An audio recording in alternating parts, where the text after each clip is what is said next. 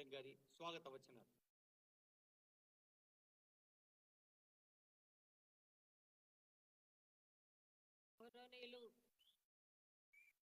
గౌరవనీయులు ముఖ్యమంత్రి వర్యులు శ్రీ రేవంత్ రెడ్డి గారు, గౌరవ మంత్రివర్యులు, గౌరవ సలహాదారులు, గౌరవ శాసన మండలి మరియు శాసనసభ సభ్యులు, కార్పొరేషన్ చైర్మన్లు, మెంబర్లు, అన్ని జిల్లాల నుండి వచ్చిన ఎంపికైన అభ్యర్థులు, నా తోటి అధికారులు, మీడియా మిత్రులు అందరికీ నా నమస్కారం, స్వాగతం, సుస్వాగతం. ఈరోజు ఎంతో సంతోషకరమైన రోజు. టీజీపీఎస్సీ ద్వారా ఎంపికైన 1473 మంది అభ్యర్థులు తమ అపాయింట్మెంట్ ఆర్డర్స్ ఈరోజు అందుకోవడం ఎంతో ఆనందంగా ఉంది. ఈరోజు నియామక పత్రాలు అందుకుంటున్న వారిలో 605 మంది residential school society principals, physical education టీచర్లు కాగా 659 మంది వివిధ ఇంజనీరింగ్ డిపార్ట్మెంట్లో నియమితులైన అసిస్టెంట్ ఎగ్జిక్యూటివ్ ఇంజనీర్స్, 147 మంది అగ్రికల్చర్ ఆఫీసర్స్ మరియు 64 మంది లైబ్రరీయన్లు కావడం ఎంతో సంతోషదాయకం. ఈ నియామక పత్రాలు అందుకునే వారందరికీ నా హృదయపూర్వక అభినందనలు. మీ అందరి కళ్ళల్లో ఆనందం, ఉత్సాహం చూస్తుంటే ఎంతో కాలంగా పెండింగ్లో ఉన్న ఫలితాలు ప్రకటించేలా చేసి మీ అందరికీ నియామక పత్రాలు అందించి మీ అందరి ఇళ్లలో దసరా పండుగను ముందుగానే జరుపుకునేలా చేసిన మన ముఖ్యమంత్రి వర్యులకు కృతజ్ఞతలు తెలియజేయాలి. ఇక్కడ ఒక విషయం చెప్పాలి. రాష్ట్రంలో నూతన ప్రభుత్వం ఏర్పడగానే ఉద్యోగాల కల్పనకు ప్రథమ స్థానం ఇచ్చింది. గౌరవ ముఖ్యమంత్రి గారు పెండింగ్లో పడిన నియామకాలపై అనేక సార్లు సమీక్షించి న్యాయ వివాదాల సత్వర పరిష్కారానికి పలు చర్యలు తీసుకోవడంతో వెంటనే అపాయింట్మెంట్ ఆర్డర్స్ ఇవ్వగలుగుతున్నాము. రాష్ట్రంలో నూతన ప్రభుత్వం ఏర్పడిన 3 నెలల లోపే 30,000 పోస్టులు భర్తీ చేయటం ప్రభుత్వ చిత్తశుద్ధికి నిదర్శనం. మీ అందరికీ తెలుసు, 563 పోస్టులతో గ్రూప్ 1 నోటిఫికేషన్ ఇవ్వడం, ప్రిలిమ్స్ నిర్వహించడం, ఫలితాలు ప్రకటించడమే కాకుండా ఈ నెలలోనే మెయిన్స్ నిర్వహించి వీలైనంత త్వరలో ఫలితాలు ప్రకటించాలని ప్రయత్నం చేస్తున్నాం. 11,602 పోస్టులతో మెగా డిఎస్సి టీచర్ల నియామకానికి ఫిబ్రవరి 29 నోటిఫికేషన్ విడుదల చేయడమే కాకుండా పకడ్బందీగా పరీక్షలు నిర్వహించి ఫలితాలు ప్రకటించి రాబోయే 2-3 రోజుల్లో అపాయింట్మెంట్ ఆర్డర్లు కూడా ఇవ్వనుండడం నిరుద్యోగుల పట్ల మన గౌరవ ముఖ్యమంత్రి వర్యులకు ఉన్న అపారమైన శ్రద్ధకు నిదర్శనం.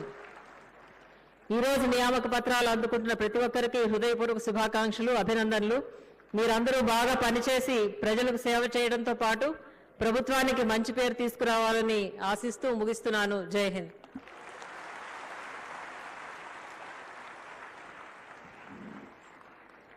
గౌరవనీయులైన రాష్ట్ర ప్రధాన కార్యదర్శి గారి సందేశానికి, స్ఫూర్తికి ధన్యవాదాలతో ఇది కొలువుల తెలంగాణ, ఆత్మవిశ్వాసపు తెలుగుల తెలంగాణ, ఆనందపు నెలవుల తెలంగాణగా మార్చిన ముఖ్యమంత్రి గారిని, గౌరవనీయులైన మంత్రివర్గాన్ని, పెద్దలందరినీ మరోమారు స్వాగతిస్తూ కర్తవ్యంతో నమస్కారం తెలియచేద్దాం. మన ఈ సభకు అధ్యక్షత వహిస్తున్న పెద్దలు పంచాయతీరాజ్ శాఖ మంత్రులు, మహిళా సంక్షేమ శాఖ మంత్రి డాక్టర్ ధనసరి అనసూయ సీతక్క గారి సందేశం.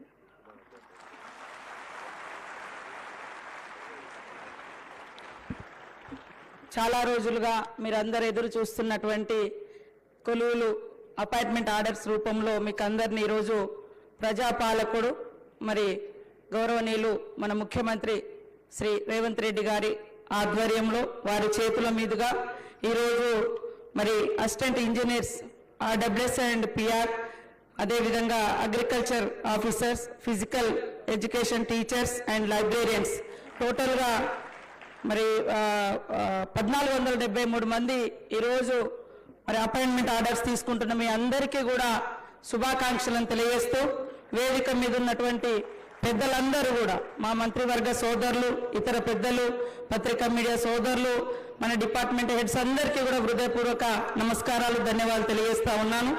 చాలా రోజులు నా దగ్గర కూడా మన వాళ్ళు వచ్చి ఎప్పుడు ఇస్తారని చెప్పడం జరిగింది. కానీ పండుగ ముందు అతిపెద్ద పండుగ, ఎక్కువ రోజులు మీ లైఫ్లో మీరు ఎంతో గొప్ప లక్ష్యాలతోటి మరి చదువుకొని ఈ పండుగ ముందు ఈ పెద్ద పండుగ జరుపుకోవడం లైఫ్ లాంగ్ గుర్తుండేటువంటి పండుగ. మిమ్మల్ని అందరినీ కూడా నేను ఒకటే రిక్వెస్ట్ చేస్తా ఉన్నా, మరి ఎన్నో లక్ష్యాలతో మీరు చదువుకొని ఈ పొజిషన్లోకి వస్తున్నారు. ఎంతైతే చదువుకునేటప్పుడు నిబద్ధతతో, నిజాయితీతో, అంకిత భావంతో పని చేయాలని లక్ష్యాన్ని పెట్టుకుంటారో ఆ లక్ష్యానికి మరి చేరువగానే మనం పనిచేస్తే లైఫ్ లాంగ్ ప్రజలకు గుర్తుండిపోతాం. మనం ఆ రిటైర్మెంట్ అయ్యేటప్పుడు వెనకాల చూసుకుంటే ఏం కనబడదు, మధ్యలో సాలరీస్ రావచ్చు, రకరకాలుగా ఏమైనా ఉండొచ్చు పోవచ్చు. కానీ అంతిమంగా మనం పనిచేసే ప్రాంతంలో మీదైన శైలిలో మీ యొక్క మార్పు ఉండే విధంగా మరి మనసు పెట్టి పనిచేయండి, కష్టపడి పనిచేయండి. ఈ ప్రజాపాలకునికి ప్రజాపాలనకు మంచి పేరు తీసుకురండి. లైఫ్ లాంగ్ ప్రజలలో గ్రామాలలో నిలబడే విధంగా మరి మీ యొక్క నాణ్యతా ప్రమాణాలతో కూడినటువంటి డ్యూటీస్ చేసి మంచి వర్క్స్ చేసి అవి చూసినప్పుడల్లా ఆ వర్క్ ఆ బిల్డింగ్ ఏదైనా కావచ్చు, చూసినప్పుడు పలానా అధికారి ఉన్నప్పుడు మాకు ఈ పని చేసిండు అనేటువంటి గుండెల్లో గుర్తుండిపోయే విధంగా పని చేయండి. అది మాత్రమే మనల్ని స్వాస్థ్యంగా ప్రజలకు గుర్తించే విధంగా చేస్తుంది. ఏది కూడా ఉండదు స్వాస్థ్యం, కానీ మనం ప్రజలకు చేసిన పని మాత్రమే ఉంటుంది. కాబట్టి ఈరోజు సీఎం రేవంత్ రెడ్డి గారు ప్రజాపాలకుడిగా ఉంటూ మరి అనేక చిక్కుముడులన్నీ కూడా విడదీస్తూ ఎవరికి వాళ్లకు ఉద్యోగ అవకాశాలు కల్పిస్తూ పెండింగ్ లో ఉన్న వాటిని కూడా క్లియర్ చేస్తూ ఈ రోజు పండుగ ముందు కొలువుల జాతర అద్భుతంగా నిర్వహిస్తున్నందుకు వారు ఈ టైం ఇచ్చి మనకు ఈ యొక్క అపాయింట్మెంట్ ఆర్డర్స్ అన్ని కూడా మీకు అందిస్తున్నందుకు వారికి ప్రత్యేక ధన్యవాదాలు తెలియజేస్తూ మీ అందరికీ మరొకసారి సద్దుల బతుకమ్మ దసరా శుభాకాంక్షలు తెలియజేస్తా ఉన్నాను. ధన్యవాదాలు మేడం గారు. గౌరవనీయులైన రోడ్లు భవనాల శాఖ మంత్రులు కోమటిరెడ్డి వెంకటరెడ్డి గారి శుభాకాంక్ష సందేశం.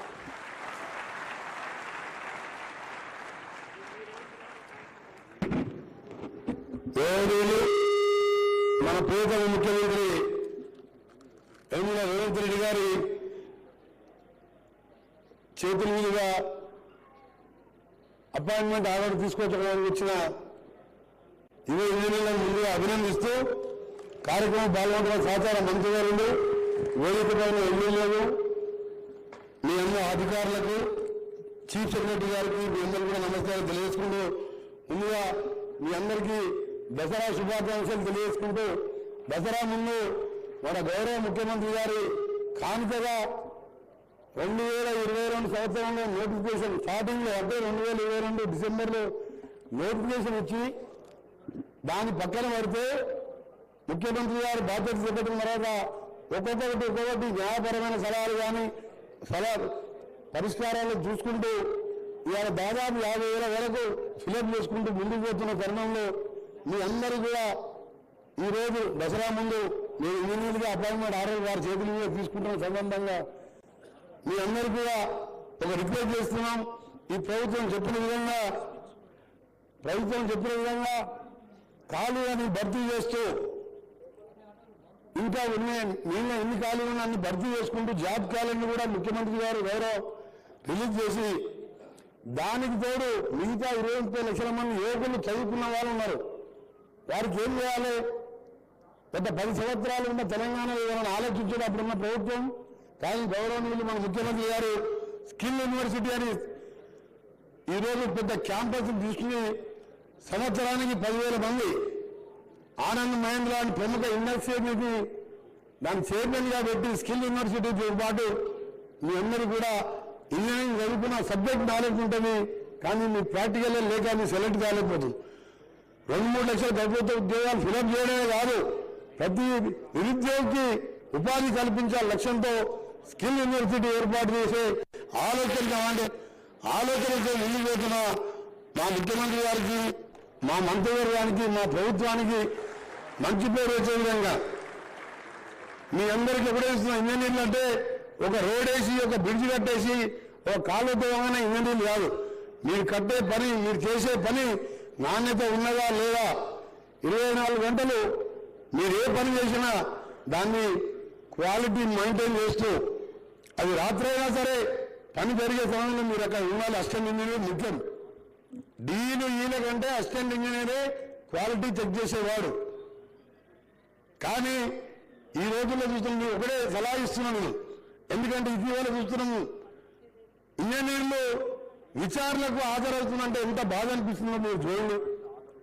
సార్ మోక్షమున్న విశ్వేశ్వరరావు లాంటి భారతరత్న అలాంటి ఇంజనీర్ పుట్టిన ఈ దేశంలో గత ప్రభుత్వం చేపట్టిన అనాలోచిత కార్యక్రమాలు, వాళ్ళు ఇచ్చిన సలహాలు పక్కన పెట్టి ముఖ్యమంత్రి చీఫ్ ఇంజనీర్గా మారిపోతే ఇవాళ కట్టిన 3 ఏళ్లకే మేడిగడ్డ లాంటి బ్యారేజీలు కుంగిపోతే 70 ఏళ్ల కింద సాగర్ డ్యామ్ కట్టి అప్పుడు క్రేన్ లేవు, టెక్నాలజీ లేదు.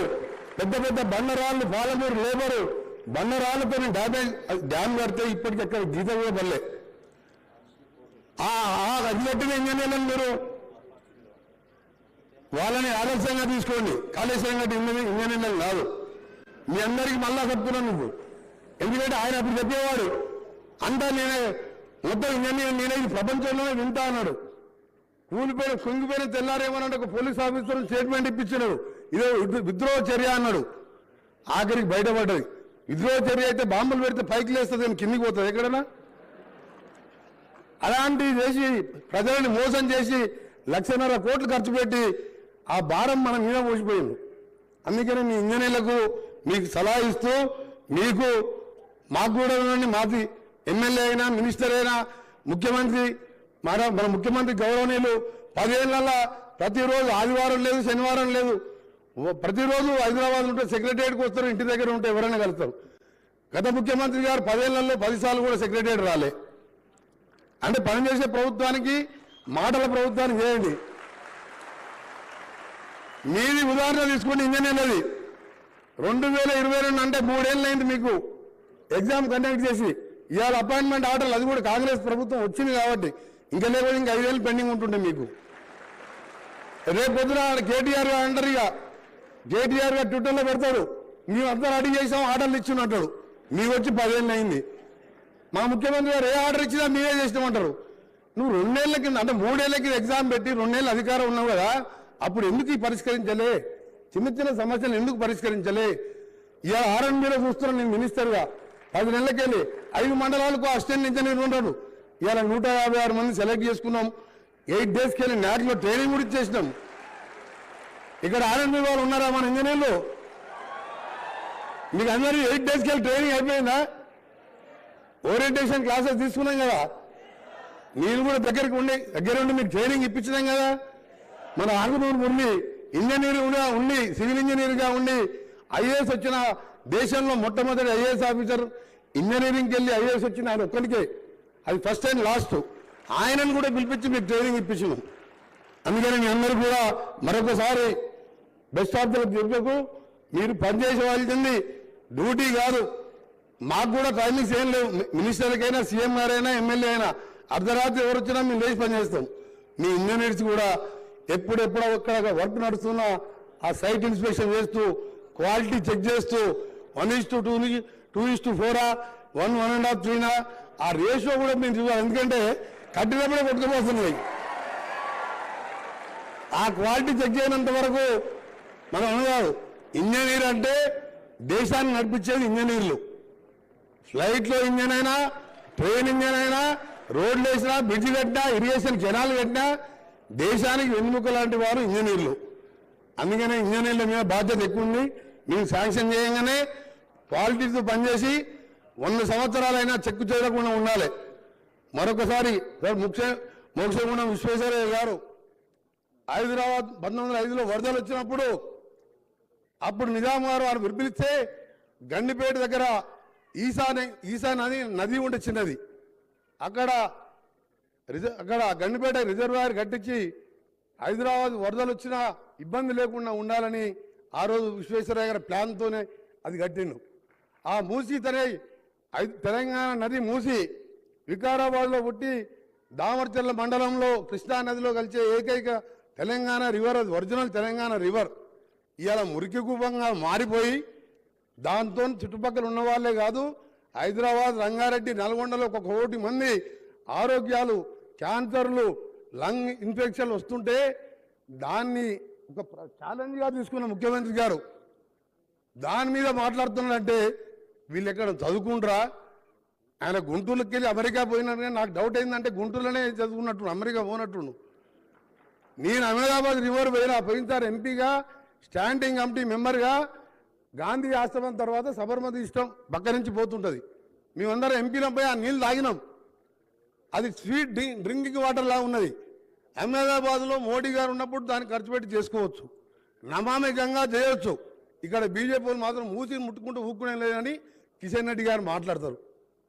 మీరే ఇంజనీర్లు ఆలోచించండి. ఇవాళ మా బట్టి గారు జపాన్లో ఆయన కారులో పూత తీసిన వీడియోలు అన్నీ చూపించింది నాకు.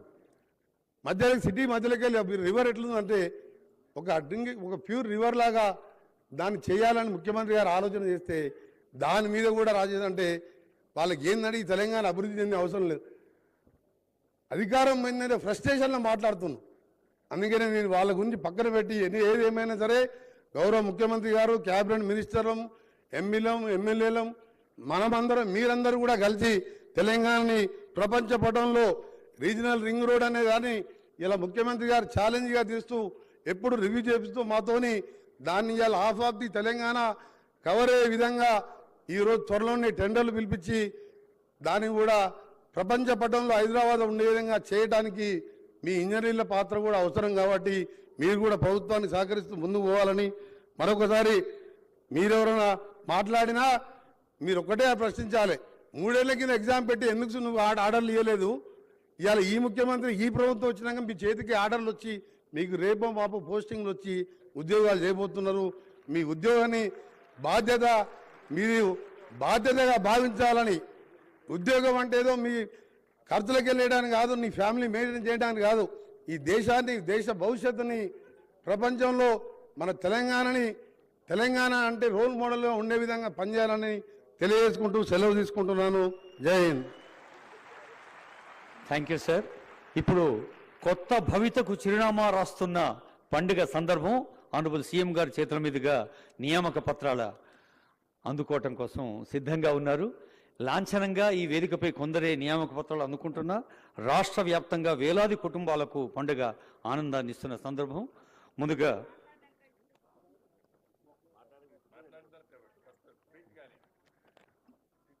నిజానికి ఈ పండుగ సందర్భాన్ని ఆనరబుల్ సీఎం గారు ముందు మీ అందరితో తన గుండె చప్పుడు పంచుకుంటారు. ప్రతి సందర్భంలో చెప్తున్నారు, ఉద్యోగం అనేది అది అద్భుతమైన సర్వీస్, ఒక ఉద్వేగానికి సంబంధించిన తెలంగాణను ముందుకు నడిపే పండుగ అని అనేక వేదికలపై మనల్ని ముందుకు నడిపిస్తున్న ఆనరబుల్ సీఎం గారి సందేశం.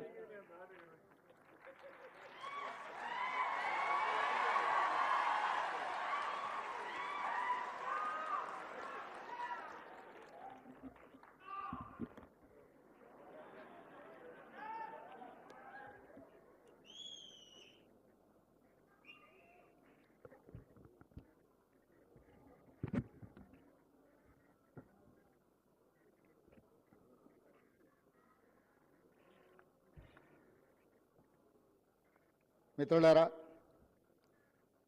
తెలంగాణ రాష్ట్ర ప్రభుత్వం తెలంగాణ ఉద్యమ ఆయుపట్టైన నిరుద్యోగ సమస్యను పరిష్కరించే కార్యక్రమంలో భాగంగా ఈరోజు వివిధ శాఖలకు సంబంధించి రెసిడెన్షియల్ స్కూల్స్ ప్రిన్సిపల్స్గా, assistant executive engineers, civil, ENC, mission Bhagiratha నుండి public health and municipal engineering, tribal welfare, R&B, అదేవిధంగా అగ్రికల్చర్ డిపార్ట్మెంట్లో అగ్రికల్చర్ ఆఫీసర్లు, టీచర్స్లో ఫిజికల్ ఎడ్యుకేషన్ టీచర్స్, అదేవిధంగా లైబ్రరియన్స్, వివిధ శాఖలకు సంబంధించి కొన్ని 2017లో నోటిఫికేషన్ ఇస్తే ఇంకొన్ని 2 సంవత్సరాల క్రితం నోటిఫికేషన్లు ఇచ్చిన ఆనాటి ప్రభుత్వంలోని పెద్దలు మీ ఉద్యోగ నియామకాలు పట్టించుకోకపోవడం వల్ల వివిధ న్యాయస్థానాలలో ఈ కేసుల పరిష్కారం చూపించక మీ ఉద్యోగాలను ఇవ్వడం వాళ్ళ బాధ్యత అని వాళ్ళు భావించకపోవడం వల్ల కొన్ని 8 సంవత్సరాలు 7 సంవత్సరాలు అయితే కొన్ని 2 సంవత్సరాల పైగా మీరు మీ కుటుంబ సభ్యులు నిరీక్షించి ప్రభుత్వాల మీదనే విశ్వాసం కోల్పోయే పరిస్థితులు వచ్చినాయి. కానీ మార్పు రావాలి, కాంగ్రెస్ గెలవాలి అన్న ఆలోచనతోటి ఆనాడు ఏ చేతులతోనైతే విద్యార్థి నిరుద్యోగ జంగ్ సైరన్ కార్యక్రమాన్ని మోగించినమో ఆ కార్యక్రమంలో మీరందరూ అండగా నిలబడి ఆ రోజు నేను తీసుకున్న కార్యక్రమంలో వేలాది మంది పాల్గొన్నప్పుడు నేను ఆ విద్యార్థులకు ఒక మాట చెప్పిన, మీకు ఉద్యోగాలు రావాలి అని అంటే ముఖ్యమంత్రి కుర్చీలో మంత్రుల కుర్చీలో ఉన్న వాళ్ళ ఉద్యోగాలు ఊడాలి, అప్పుడే మీకు ఉద్యోగాలు వస్తాయని ఆనాడు చెప్పడం జరిగింది.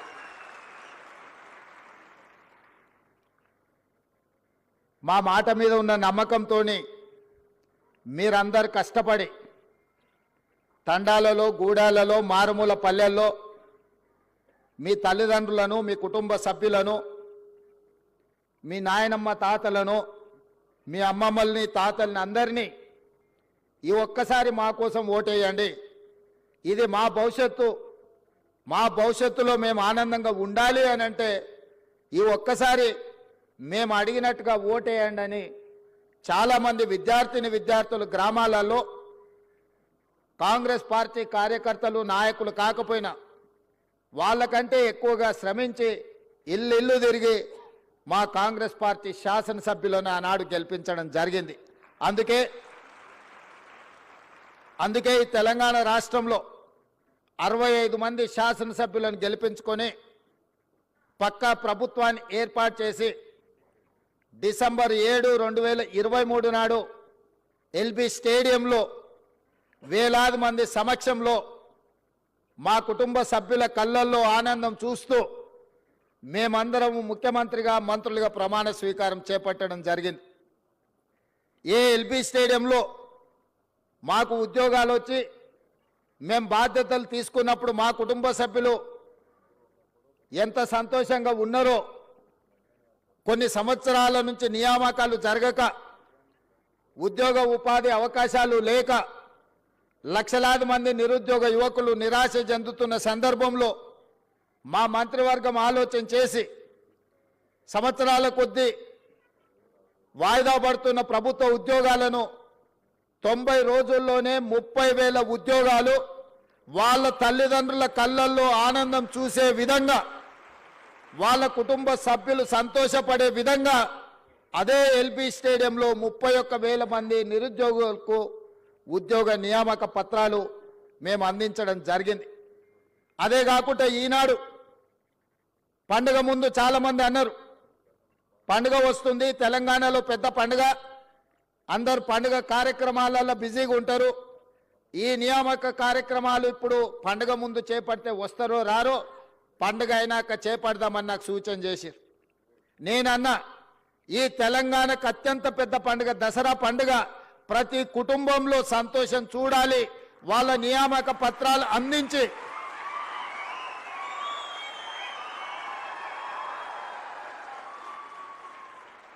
$1,635 మందికి ఉద్యోగ నియామక పత్రాలు అందించడం ద్వారా ప్రతి వాళ్ళ కుటుంబాలలో ఏ విధంగా అయితే మనకు బాధ్యత వచ్చినప్పుడు, పదవులు వచ్చినప్పుడు మన కుటుంబ సభ్యులు సంతోషపడ్డారో, ఇవాళ వాళ్ళకు కూడా ఉద్యోగ నియామక పత్రాలు ఇస్తే వాళ్ళ తల్లిదండ్రులు కూడా అంతే సంతోషంగా దసరా పండుగ చేసుకుంటారు, వాళ్ళ కళ్ళల్లో ఆనందం చూడాలి.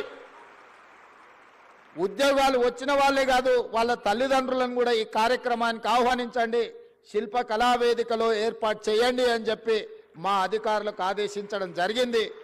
ఈరోజు ఇంత అద్భుతమైన, ఇంత మంచి కార్యక్రమం, నేను చాలా సభలు సమావేశాలు మీకు తెలుసు వెళ్తుంటాను. ఆ సభలలో సమావేశాలలో సంతోషంతో కొట్టే చప్పట్లు, లేకపోతే కూలీకి వచ్చిన వాళ్ళు కొట్టే చప్పట్లకు తేడా నేను గుర్తిస్తా. ఇవాళ మీరు కొడుతున్న చప్పట్ల వెనుక మీ సంతోషం, మీ కుటుంబ సభ్యుల యొక్క ఆనందం కొట్టొచ్చిన కనిపిస్తుంది. ఎందుకంటే ఏళ్ల కొద్దీ నిరీక్షించే మీ కళ ఈరోజు సాకారం కాబోతుంది. ఈ కళ సాకారం కాబోతున్న వేళ మీ ఆనందాన్ని చప్పట్ల ద్వారా వ్యక్తపరుస్తుందన్న సంగతి ఈ వేదిక మీద ఉన్న నాకు స్పష్టంగా అనిపిస్తుంది. మిత్రులారా, మీ అందరికీ నా సూచన ఒక్కటే, ఈ తెలంగాణ రాష్ట్రం ఆషామాషిగా రాలే.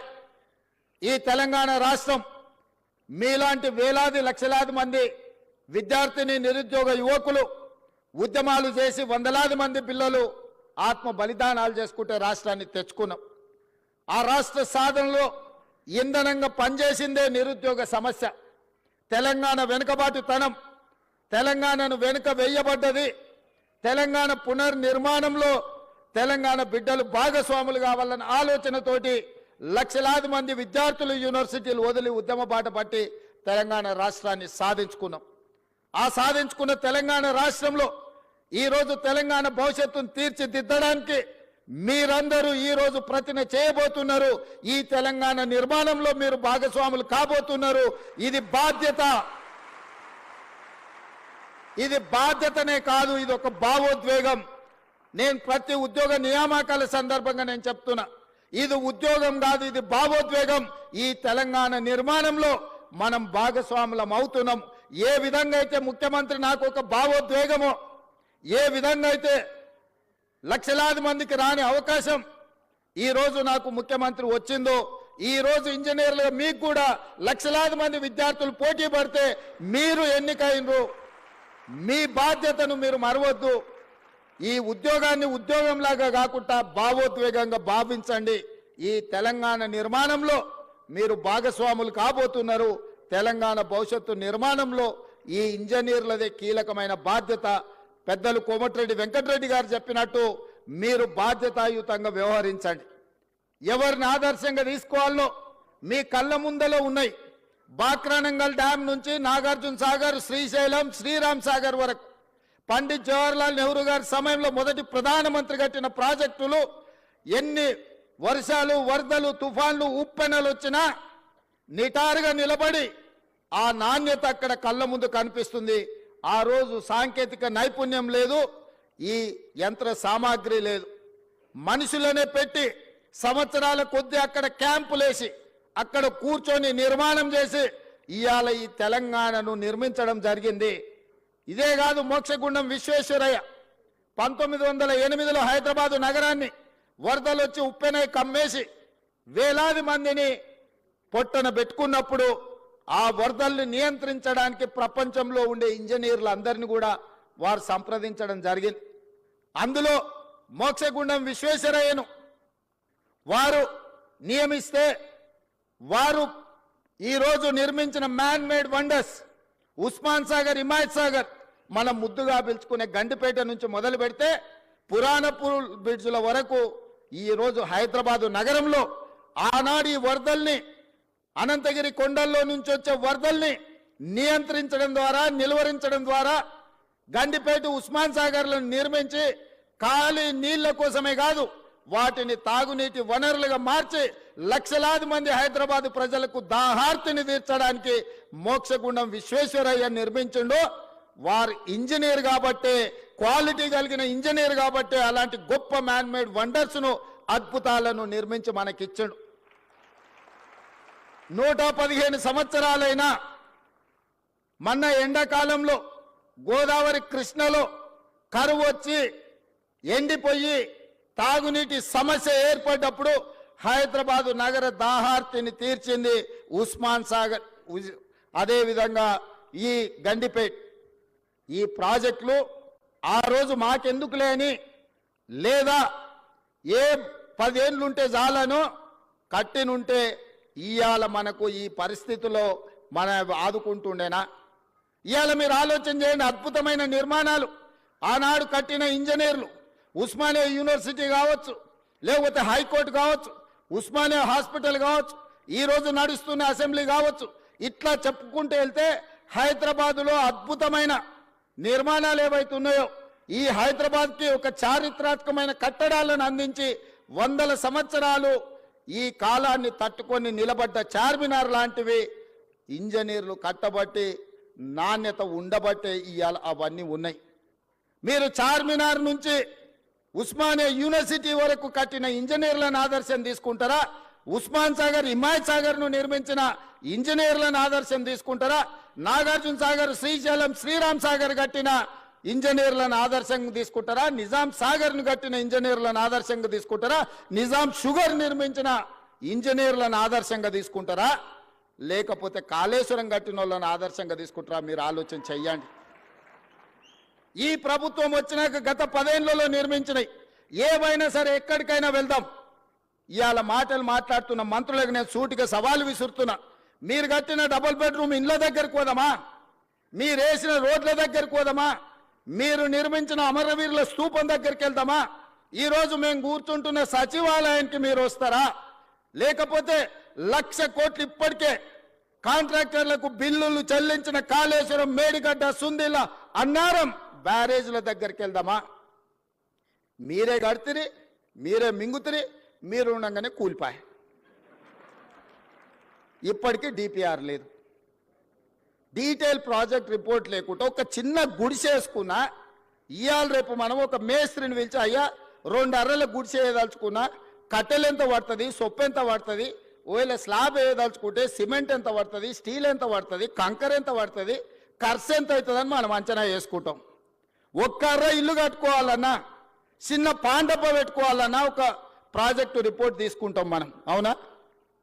1,50,000 కోట్ల అంచనాలు, 38,000 కోట్ల రూపాయల అంచనా ఉన్న ప్రాణహిత చేవెళ్ళ పేరు మారి కాళేశ్వరమై రీడిజైనింగ్ పేరు మీద 1,50,000 కోట్లకు అంచనాలు పెంచి ఇయాలటికి 1,00,000 కోట్లు చెల్లించిండ్రు. 3వ టీఎంసీకి ఇంకా పనులు పూర్తి కాలేదు. ఇంకా రిజర్వాయర్ల విషయంలో కొండపోచమ్మ మల్లన్న సాగర్ గురించి ఈరోజు వాళ్ళు మాట్లాడుతున్నారు. మల్లన్న సాగర్లో ఈరోజు నిపుణులు చెప్తున్నారు, జియోలాజికల్ సర్వే ఆఫ్ ఇండియా వాళ్ళు, అది ఎక్కడైతే నిర్మించిందో భూమిలో వర్టికల్ ఒక చీలిక ఉన్నది. 50 టీఎంసీల నీళ్లు నింపిన రోజు అది కుంగిపోయి భూకంపం వచ్చి ఊర్లే తుడిచిపెట్టకపోతాయని చెప్పి వాళ్ళ సాంకేతిక నిపుణులు నివేదిక ఇచ్చారు. గత ప్రభుత్వం ఏ రోజు కూడా 15 టీఎంసీల కంటే ఎక్కువ నీళ్లు నింపలేదు. అట్లాంటి ప్రాజెక్టు మీద 1,00,000 కోట్లు ఖర్చు పెట్టి ఇవాళ కాళేశ్వరం కట్టినామని చెప్పి మాట్లాడుతున్నారు. నేను ఒకటే అడుగుతున్నా, ఈరోజు జరిగిన ప్రాజెక్టులో జరిగిన కమిషను ఈరోజు సాంకేతిక నైపుణ్యం మీద కొంతమేరకే విచారణ చేస్తుంది. బెస్ట్ సాంకేతిక నిపుణులను నియమిద్దాం. మీరు ఎక్కడ కట్టినరు, ఎట్లా కట్టినరు, దీని వెనకాల ఉన్న మర్మం ఏందో ఆలోచన చేద్దాం. ఈ గత 10 ఏళ్లలో జరిగిన నిర్మాణాలు మీరు ఏదైనా తీసుకోండి, మీ ఊర్లో కట్టిన చెక్ డ్యాములు తీసుకోండి, మీ ఊర్లో వేసిన రోడ్లను తీసుకోండి, మీ పల్లెల్లో కట్టిన డబుల్ బెడ్రూమ్ ఇళ్లను తీసుకోండి, లేకపోతే చిన్న చిన్న గ్రామ పంచాయతీ కార్యాలయాలు నిర్మిస్తే కూడా గత 10 ఏళ్లలో ఏం పనులు చేసిరో మీరు ఒక్కసారి చూడండి. నేను ఎందుకు ఈ మాట చెప్తున్నంటే 100 సంవత్సరాల అనుభవం ఒక పక్కన ఉంటే 10 సంవత్సరాల దుర్మార్గమైన ఇంకొక అనుభవం ఇంకొక పక్కన ఉంది. అందుకే ఈరోజు మీరు ఆలోచన చేయండి. ఒక పెద్ద మనిషి, ఒక అధికారి నాకు చెప్పిండు, సార్ రాజకీయాలలో ప్రభుత్వ ఉద్యోగాలలో 3 దిశలు ఉంటాయని. 3 దశలు ఏంటివంటే, చేరినప్పుడేమో గరం ఉంటారంట, కొంత దూరం పోయినాక నరం అవుతారంట, చివరికి వచ్చేవరకల్లా బేసరం అవుతారంట. దయచేసి చేరినప్పుడు ఏ గరంతో ఉన్నారో మీరు ఉద్యోగ పదవీ విరమణ చేసే వరకు అదే గరంతో ఉండండి, తెలంగాణను నిర్మించండి. ఏ సూక్తి అయితే ఉన్నదో మొదట్లో గరం, తర్వాత నరం, 3వసారికి వచ్చేవరకల్లా బేసరం అనే ఏదైతే ఉందో నానుడి, ఈ నానుడి నాకు మీకు మాత్రం ఎట్టి పరిస్థితుల్లో వర్తించకుండా ఉండాలి. మనం ప్రజలు అత్యంత విశ్వాసంతో మనకు అవకాశం ఇచ్చిండ్రు, ఆ విశ్వాసాన్ని నిలబెట్టుకోవాల్సిన బాధ్యత మన అందరి మీద ఉన్నది. ఇవాళ నేను ముఖ్యంగా 1-2 విషయాలు గుర్తు చేయదలుచుకున్నా, మీరు ఆలోచన చేయండి. గతంలో ఎన్నికలు జరిగినాయి. 2019 ఎన్నికల తర్వాత ఫలితాలు ప్రజలు పార్లమెంట్లో ఇచ్చిండ్రు. వినోద్ కుమార్ గారిని ఓడించారు, కల్వకుంట్ల కవిత గారిని ఓడించారు. 6 నెలలు తిరిగే లోపల ఒకరికి ఎమ్మెల్సీ ఇచ్చిండ్రు, ఒకరికి ప్లానింగ్ కమిషన్ వైస్ చైర్మన్ ఇచ్చిండ్రు. వాళ్ళ కుటుంబ సభ్యులకు ఉద్యోగం పోతే ప్రజలు తిరస్కరిస్తే, ప్రజలు తిరస్కరించింది కాబట్టి పక్కన పెట్టాలన్న ఆలోచన చేయకుండా ఎంబడే వాళ్ళ కుటుంబ సభ్యులకు నియామక పత్రాలు ఇచ్చింది. కానీ 2017లో నోటిఫికేషన్ ఇచ్చిన మీ ప్రిన్సిపల్స్ని ఎందుకు నియామకం చేయలేదు? 2017లో నోటిఫికేషన్ ఇచ్చిన ఫిజికల్ ఎడ్యుకేషన్ టీచర్స్ని ఎందుకు నియామకం చేయలేదు? తన కుటుంబానికి ఒక నీతి, మన కుటుంబాలకు ఇంకొక నీత. ఇదే ఆ కుటుంబం నీతి. ఇంతకంటే ఉదాహరణగా నేను చెప్పాల్సిన అవసరం లేదు. ప్రతివాడు ముసుగు తొడుక్కుంటాడు, కానీ ఓ సందర్భంలో ముసుగు తీస్తారు. లాలూ ప్రసాద్ గారు ఓ ఉపన్యాసంలో చెప్పిండు, ఊర్లో రజకుడి గాడిద మీద ఒక దుప్పటి రాముల వారి బొమ్మ ఉన్న దుప్పటి ఉండేదంట, ఎప్పుడో మూటలు మోసే గాడిద.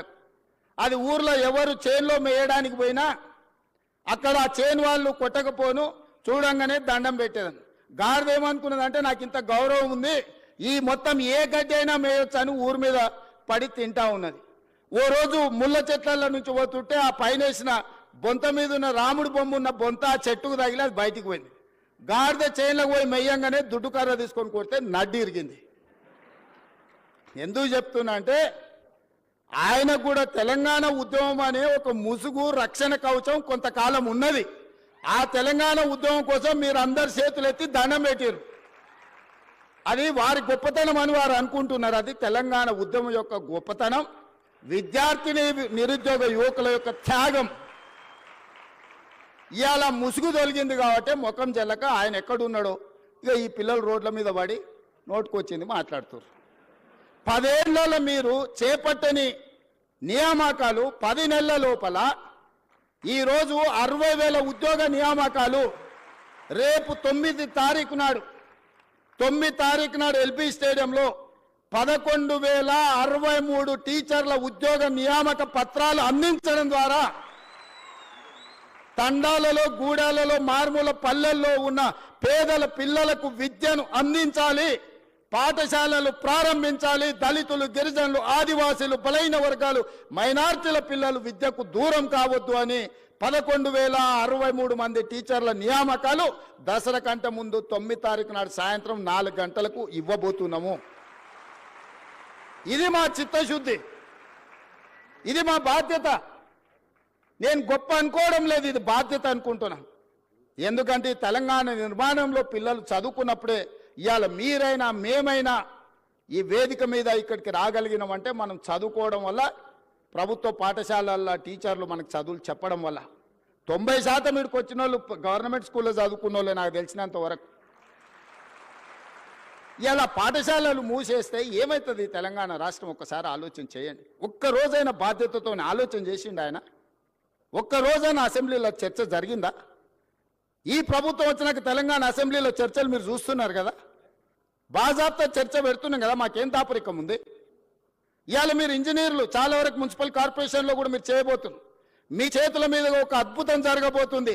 రీజనల్ రింగ్ రోడ్ 360 కిలోమీటర్ల రీజనల్ రింగ్ రోడ్ మీ చేతుల మీద నిర్మాణం కాబోతుంది. రేడియల్ రోడ్స్ మీ చేతుల మీద నిర్మాణం కాబోతున్నాయి. ఫ్యూచర్ సిటీ ఎయిర్పోర్ట్కు కూతవేటు దూరంలో ఫ్యూచర్ సిటీ, ఫార్మర్ సిటీ నిర్మాణం కాబోతుంది.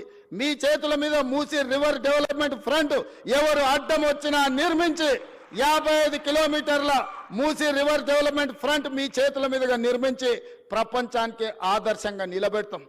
లండన్లో హడ్సన్ రివర్ ఉంటుంది, అదే లండన్లో థేమ్ రివర్ ఉంటుంది, అమెరికాలో హడ్సన్ రివర్ ఉంటుంది, అదేవిధంగా గుజరాత్లో మీకు సబర్మతి రివర్ ఫ్రంట్ ఉంటుంది. హైదరాబాదు నగరానికి న్యాచురల్గా ఉన్న మూసీ రివర్ ఎందుకు అభివృద్ధి చేసుకోవచ్చా అని నేను అడుగుతున్నా. ఇవాళ నేను మిమ్మల్ని అడుగుతున్నా, కృష్ణ, గోదావరి, యమున, గంగా, సరస్వతి అన్ని నదుల పేర్ల మీద మన ఆడబిడ్డలకు పేర్లు పెట్టుకుంటున్నాం, అవునా? మన ఇంట్లో ఆడబిడ్డ పుడితే కృష్ణానో, కావేరో, గోదావరో, సరస్వతో, గంగానో అని నదుల పేర్లు మన బిడ్డలకు పెట్టుకుంటున్నాం. ఏ తండ్రి అయినా ఆయన బిడ్డకు మూసి అనే పేరు పెట్టుకున్నాడా? ఇన్ని నదుల పేర్లు, పవిత్రమైన నదుల పేర్లు మన ఆడబిడ్డలకు పెట్టుకున్నప్పుడు మూసి అనే రివర్ పేరు ఏ తండ్రి అయినా బిడ్డకు పెట్టుకున్నాడా? ఎందుకు పెట్టుకోలే? ఆ మూసి కంపు కొడుతుంది కాబట్టి, మూసి మురిగిపోయింది కాబట్టి, మూసిలో విషం చిమ్ముతున్నది కాబట్టి ఆ విషము, ఆ కంపు, ఆ మురికి మా బిడ్డల పేర్లు పెట్టుకోవద్దని తల్లిదండ్రులు ఏదైతే అనుకుంటున్నారో ఆ మూసి మురికిని ప్రక్షాళన చేయాలనుకుంటున్నా నేను. ఆ మూసిని నిర్మాణం చేయాలనుకుంటున్నా నేను. ఎందుకు యమునా, సరస్వతి, గంగా, కావేరి పేర్లు పెట్టుకున్నప్పుడు మూసి అనేందుకు మన బిడ్డలకు పెట్టుకోకూడదు? ఆ మూసిని అద్భుతంగా నిర్మించినప్పుడు తప్పకుండా తల్లిదండ్రులు వాళ్ళ బిడ్డల పేర్లు మూసి అని పెట్టుకుంటారు. అంత అద్భుతమైన నిర్మాణం మనం చేసుకుందాం. నిర్మాణ క్రమంలో మల్లన్న సాగర్లో 14 ఊర్లను ఖాళీ చేసి 60,000 ఎకరాలు మల్లన్న సాగర్లో ల్యాండ్ ఎక్వేషన్ జరగలేదా? కొండ పోచమ్మలో జరగలేదా? రంగనాయక సాగర్లో ల్యాండ్ ఎక్వేషన్ జరగలేదా? నాగార్జున సాగర్ నిర్మించినప్పుడు ల్యాండ్ ఎక్వేషన్ జరగలేదా? శ్రీశైలంలో మా కొల్లాపూర్ మునిగిపోతే 92 జీవో ఇచ్చి ఇప్పటికి ఇంకా ఉద్యోగాలు ఇవ్వని కేసులు పెండింగ్ ఉన్నాయి. శ్రీశైలం కట్టినప్పుడు నిర్వాసితులు కాలేదా? ఇవాళ మూసి నిర్మాణం చేస్తే కూడా కొన్ని వేల మంది 5,000 మందో 10,000 కుటుంబాల్లో నిర్వాసితులు అయితే నిర్వాసితులను ఎట్లా ఆదుకోవాలో సలహా చెప్పండి అని నేను అడుగుతున్నా.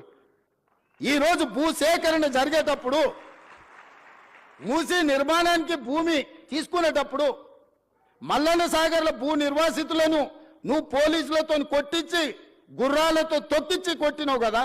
ఇవాళ వాళ్ళందరినీ హక్కున పెట్టి చేర్చుకోవడానికి అధికారులను ఇళ్ళు పంపించి వాళ్ళకి డబుల్ బెడ్రూమ్ ఇల్లు ఇచ్చి తవ్వకర్సులకి 25,000 ఇచ్చి వాళ్ళకు ఉద్యోగ ఉపాధి అవకాశాలు కల్పించడానికి నేను ఏర్పాట్లు చేస్తున్నాను. ఇదేమన్నా తప్ప? వాళ్ళ పిల్లలు వాళ్ళు మూసీలో బతికిండ్రు, మురికిల్లే బతికిండ్రు, మురికిల్లే చచ్చిపోయారు. రేపు వాళ్ళ పిల్లలు కూడా ఆ మురికిల్లే పెరిగి మురికిల్లే చచ్చిపోయి మురికిల్లే ఉండాలన్న వాళ్ళు. ఆ మూసీలు ఉన్న వాళ్ళకు మంచి జీవితం ఉండొద్దా? వాళ్ళ పిల్లలు చదువుకోవద్దా? వాళ్ళు బాగుపడొద్దా? వాళ్ళందరినీ బాగు చేసే బాధ్యత ప్రభుత్వం తీసుకుందామని నేను చెప్తున్నా. మూసీలో మొత్తం 10,000 కుటుంబాలు ఉన్నాయి. 6 నెలల నుంచి ఎన్యూమరేట్ చేపించిన 33 టీంలను పెట్టి ఇల్లు పోయి ప్రతి వాళ్ళ వివరాలు సేకరించి ప్రతి వాళ్ళ ఆధార్ కార్డు తీసుకొని ప్రతి కుటుంబం యొక్క వివరాలు 33 టీంలు 6 నెలల నుంచి ఇల్లు పోయి తిరిగి తీసుకొచ్చినాం. ఇప్పుడు అవేర్నెస్ ప్రోగ్రాంలో గోడ మీద మార్కింగ్ చేస్తున్నాం. ఇక్కడి వరకు మూసీ రివర్ బెడ్ ఉన్నది, ఆ పైన బఫర్ జోన్ ఉన్నది. ఇక్కడి వరకు వీటిని తొలగించాల్సి వస్తే మీకు నష్టపరిహారం ఇస్తామని చెప్పి మూసీలో గుడిసెలు వేసుకున్న వాళ్ళకి డబుల్ బెడ్రూమ్ ఇల్లు ఇచ్చి ఆత్మగౌరవంతో బతకడానికి తరలిస్తున్నాం. బఫర్ జోన్లో ఉన్న వాళ్ళని ఏ విధంగా ఆదుకోవాలనో ఆలోచన చేస్తున్నాం. ఇవాళ మీరందరూ సలహా ఇవ్వండి, వాళ్ళకి నష్టపరిహారం ఎట్లిద్దామో చెప్పండి. 1,00,000 కోట్లు కాళేశ్వరంలో కాలబెట్టినావు కదా, నువ్వు కట్టిన కాళేశ్వరం కూలి సచ్చింది కదా, 1,00,000 కోట్లు ఆడ పోసినావు. 5-10 వేల కోట్లు మూసీలో ఉన్న పేదోళ్లకు మంచి ఇండ్లు కట్టించి మంచి పాఠశాలలు కట్టించి ఆ పిల్లలకు మంచి ప్లే గ్రౌండ్ ఇచ్చి మంచి విద్యను నేర్పిస్తే వాళ్ళు భవిష్యత్తుకి పునాదులు అవుతారు. వాళ్ళ బాగు కోసం కష్టపడదాం. ఆ పనిలో మీ ఇక్కడున్న ఇంజనీర్లు భాగస్వాములు గాండి అని చెప్పి నేను మిమ్మల్ని అడుగుతున్నా. వాళ్ళు మనోళ్ళే, నాకు తెలియదా? 20 ఏళ్ళు నేను కూడా పబ్లిక్ లైఫ్లో ఉండొచ్చిన. జిల్లా పరిషత్ మెంబర్ నుంచి ముఖ్యమంత్రి వరకు వచ్చిన. ఓసారి జడ్పీటీసీ, ఓసారి ఎమ్మెల్సీ, 2 సార్లు ఎమ్మెల్యే, ఓసారి ఎంపీ, ఈరోజు ముఖ్యమంత్రి. 20 ఏళ్ళు పేదోళ్ళ మధ్యలోనే తిరిగిన కదా, ఉన్నా కదా. పేదోడి దుఃఖం నాకు తెలియదా? ఇల్లు కూలితే ఎంత బాధ ఉంటుందో తెలియదా? వాళ్ళందరినీ ఎట్లా ఆదుకుందామో చెప్పండి, నష్టపరిహారం ఎట్లిద్దామో చెప్పండి. నువ్వు 7 లక్షల కోట్లు అప్పు చేసినావు, వాళ్ళ కోసం ఇంకో 10,000 కోట్లు ఎట్లయినా చేసి తీసుకొచ్చి వాళ్ళకి ఇద్దాం. మీరు మింగింది ఆపితే చాలు వాళ్ళకి ఇవ్వడానికి. ఏందుంది అందులో? 1000 ఎకరాల ఫామ్ హౌస్ ఉంది, 2 కోట్లు 3 కోట్లు ఎకరం ఉంది. అలా 2-3 వేల కోట్లు నువ్వు పండుకునే కానే ఉంది కదా కేసీఆర్. నీ పార్టీ ఆఫీస్ ఖాతాలో 1,500 కోట్లు ఉన్నాయి. నువ్వు పార్టీ పెట్టినాడు 15 రూపాయలు లేవు నీ దగ్గర. 1,500 కోట్లు నీ ఖాతాలకు పైసలు వచ్చినాయి. ఎట్లా వచ్చినాయి? ఈ పేదోళ్ళ త్యాగం కాదా? వాళ్ళు ప్రభుత్వం నుంచి, ప్రభుత్వ ఖజానా నుంచి అవసరమైతే ఒక 10,000 కోట్లు ఖర్చు అయినా వాళ్ళని ఒక మంచి అపార్ట్మెంట్స్ కట్టించి గవర్నమెంట్ ల్యాండ్లో వాళ్ళకి మంచి ఒక కాలనీ కట్టించి వాళ్ళందరినీ అక్కడికి తరలించి అక్కడ ఒక హాస్పిటల్, ఒక పాఠశాల, ఒక ఐటీఐ, ఒక జూనియర్ కాలేజు, అవసరమైతే ఒక ఇంజనీరింగ్ కాలేజ్ కట్టించి వాళ్ళకు ఒక మంచి భవిష్యత్తు ఇద్దాం. సలహా ఇవ్వండి. చదువుకోలేదా? అమెరికాలో పోయి చదువు వచ్చిన అంటాడు సన్నాసి. ఆ పిల్లలు చదువుకోనికే దారి చూపించే తెలియదా? ఈటెల రాజేందర్ గారు అందులో ఇంకా ఆయనకు అంగి మారింది కానీ వాసన అయితే మారినట్టుగా అనిపిస్తలేదు. నాకు కొంచెం గౌరవం ఉండే, ఎందుకంటే ఇట్లాంటి దాంట్లో కొంచెం కలిసి వస్తాడేమని. ముందు రోజు హరీష్ కేటీఆర్ మాట్లాడితే తెల్లారి అదే జిరాక్ తీసుకొచ్చి రాజేందర్ అన్న చదువుతున్నాడు. కనీసం భాషనైనా మార్చుకో రాజేందర్ అన్న. నువ్వు అందులో ఉండొచ్చినావు అని ఇంత బానిసత్వం వాళ్ళకు చూపించాల్సిన అవసరం లేదు. ఎందుకంటే నువ్వు కష్టాలలో ఉన్నప్పుడు వాళ్ళు నిన్ను మెడలోటి దొబ్బినప్పుడు తెలంగాణ సమాజం నీ పక్కన నించున్నది. వాళ్ళ పక్కన నించోకు, దొంగల పక్కన, తెలంగాణ ప్రజల పక్కన నించో. ఇవాళ నేను ఢిల్లీకి పోతున్నారా, రేపు మోడీ దగ్గరకు పోదాం. సబర్మతి రివర్ ఫ్రంట్లో 64,000 కుటుంబాలను బయటకు పంపించిండు ఆయన. 40 లక్షల కోట్ల రూపాయల బడ్జెట్ ఉందో, 25,000 కోట్ల రూపాయలు మూసీ రివర్ డెవలప్మెంట్ ఫ్రంట్కి అడుగుదాం మోడీ గారిని. ఎందుకు ఏడు మోడీ గారు మనకు? మనం పన్ను కడతలేమా? సికింద్రాబాద్ నువ్వే గెలుస్తువి, చేవెళ్ళ నువ్వే గెలుస్తువి, మల్కాజ్గిరి నువ్వే గెలుస్తువి, మెదక్ నువ్వే గెలుస్తువి, అన్ని మీరే గెలుస్తారు. మరి మీకు బాధ్యత లేదా? 10,000, 20, 25,000 కోట్లు మోడీ దగ్గర ఇప్పించడానికే. ఎందుకు చెప్తున్నంటే బాధ్యత రహితంగా కొంతమంది ఏం చేసినా తప్పు పట్టాలి, కాళ్ళలో కట్టె పెట్టాలి. ఒక్కటే కార్యక్రమం, మేము ఇన్ని రోజులు దోసుకున్నాం, వీడి పైసలు పెట్టి పనిచేస్తే తెలంగాణ బాగుపడితే వాళ్ళ దోపిడీ కొట్టొచ్చినట్టు కళ్ళకు కనిపిస్తుంది. 100 ఏళ్ళ గురించి నేను చెప్పిన, సాగర్ గురించి లేకపోతే శ్రీశైలం గురించి 10 ఏళ్ళు వీలు కట్టినవి చెప్పిన. ఇప్పుడు ఒక 10 ఏళ్ళు మనం చేసే నిర్మాణము, రీజనల్ రింగ్ రోడ్ కానీ, రేడియల్ రోడ్స్ కానీ, 4th సిటీ కానీ, మూసీ కానీ, సిటీలో ఫ్లైఓవర్లు కానీ, మెట్రోలు కానీ ఇవన్నీ పూర్తి అయితే ఈ 10 ఏళ్ళు వాళ్ళు ఏం దోపిడీ చేసి తిన్నారో ప్రజలకు తెలుస్తుందని ఎట్టి పరిస్థితుల్లో అడ్డం పడాలి. 600 అయినా దీన్ని ముందుకు సాగనీయొద్దని అంటారు. ఇక ప్రతోడు బయలుదేరుతాడు. రోజు మీరు కూడా చూసింటారు, నా మీద పోవాలి బుల్డోజర్, నా మీద పోవాలి అంటాడు. హరీష్ రావు, కేటీఆర్ వీళ్ళందరూ ఎన్ని కొనాలా మీకోసం బుల్డోజర్లు? యాడుండే అసలే మీరు 7 లక్షలు అప్పు చేసి రాష్ట్రాన్ని దివాళి తీస్తారు. మీకోసం యాడ్కెళ్ళి కొనాలి నేను?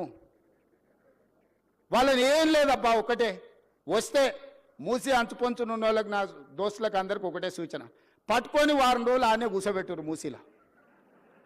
ఏమొద్దు, వాళ్ళని ఒక్క వారం ఆడు ఉండమనుండ్రి. ఇట్లొచ్చుడు అట్లా ఓవుడు కాదు, స్టేజ్ల మీద క్యాట్ వాక్ చేసినట్టు వచ్చి ఇట్లొచ్చి వెళ్ళిపోయినట్టు కాదు.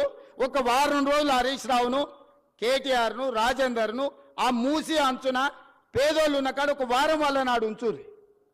వాళ్ళ కష్టాలు తెలుస్తాయి, వాళ్ళకి ఏం మేలు చేయాలనో వాళ్ళకి అర్థమవుతుంది. కాబట్టి ఇక్కడ వచ్చిన ఇంజనీర్లకు ముఖ్యంగా రేపు జిహెచ్ఎంసీలో కానీ ఇక్కడ సిటీలో సర్వీస్లో చేరబోయే వాళ్ళు మీ కర్తవ్యంగా పెట్టుకోండి. రేపు గొప్పగా మీ సర్వీస్లో మేము రీజనల్ రింగ్ రోడ్ వేయగలిగినాము, మేము రేడియల్ రోడ్ వేయగలిగినాము, మేము మూసి నిర్మించినాము, హైదరాబాద్ నగరంలో మెట్రోను మేము నిర్మించినామని చెప్పుకునే విధంగా గొప్పగా పనిచేయండి. ప్రభుత్వం మీకు అండగా నిలబడుతుంది. ప్రభుత్వం మీకు ఏం కావాలన్నా సహకరిస్తుంది. ఈ ప్రభుత్వం మనది. ఈ ప్రభుత్వం ఎవరితో కాదు, మనం ఎవరికో చేస్తలేం. ఈ ప్రభుత్వము, ఈ రాష్ట్రం మన కుటుంబం. మన కుటుంబం కోసం మనం పనిచేసుకుంటున్నాం. మీ అందరి సహకారం ఉండాలి. మళ్ళొక్కసారి ఇక్కడికి వచ్చిన వాళ్లకు తెలంగాణ రాష్ట్ర ప్రజలందరూ కూడా దసరా శుభాకాంక్షలు తెలియజేస్తూ మీ అందరి దగ్గర సెలవు తీసుకుంటున్నా.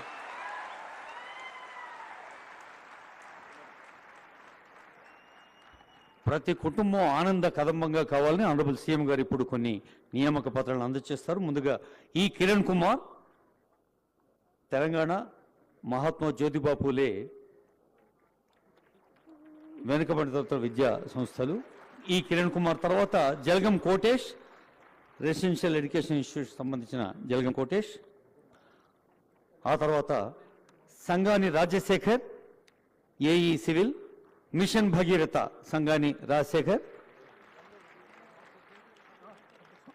ఆ తర్వాత public health AE civil B Venkatareddy గారు.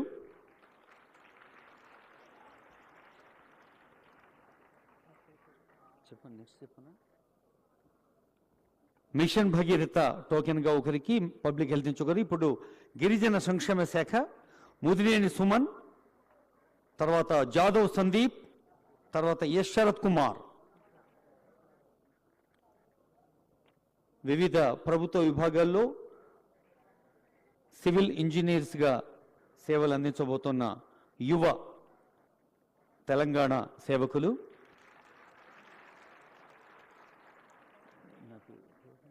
తర్వాత పంచాయతీరాజ్ నుంచి కేటీ నాగరాజు, ఎన్ శివకుమార్.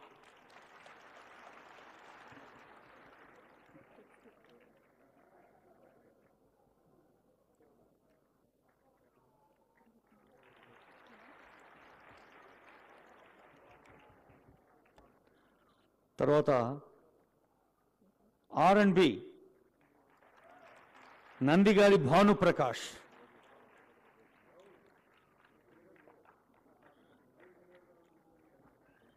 మీరు దృశ్యాన్ని చూస్తూ చప్పట్లు కూడా మర్చిపోతున్నారు. సో కళ్ళకి చేతులకి పని చెప్పండి. V Rahul Reddy, director of agriculture విభాగం నుంచి, వ్యవసాయ విభాగం రాహుల్ రెడ్డి, జాస్మిన్ గారు.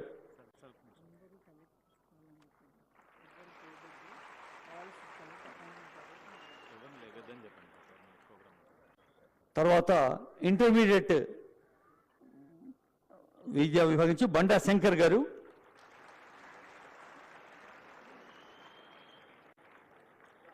చప్పట్లు పైనుంచి వినిపిస్తలేవు. మహేష్ వర్మ గారు, కమిషనర్ టెక్నికల్ ఎడ్యుకేషన్. శంకర్ గారు లైబ్రేరియన్, తర్వాత మహేష్ వర్మ లైబ్రేరియన్. వ్యవసాయ విభాగం రాహుల్ రెడ్డి జాస్మిన్, తర్వాత veterinary and animal husbandry S Arun Kumar Reddy garu veterinary assistant surgeon, తర్వాత శేఖర్ జాదవ్ గారు పీఈటీ, ఫాతిమా బేగం గారు PET,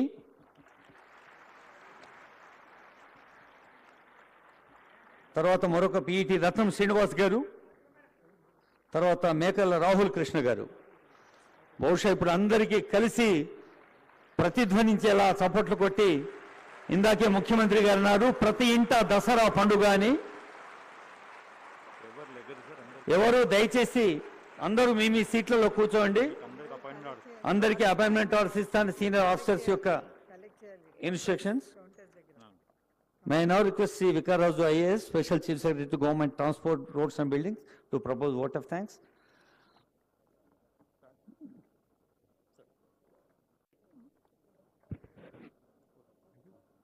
So thank you, sir. Honorable CM, sir, honorable ministers, all the distinguished guests on the dais. It's a very fortunate day for the state, sir, and for the youth of the state. Sir, thanks a lot for making it today here, sir. In spite of your busy schedule, I am on behalf of all the new appointees, I thank all the dignitaries on the dais, especially CM, sir, for having taken out this time. I'm sure. Thank you, sir.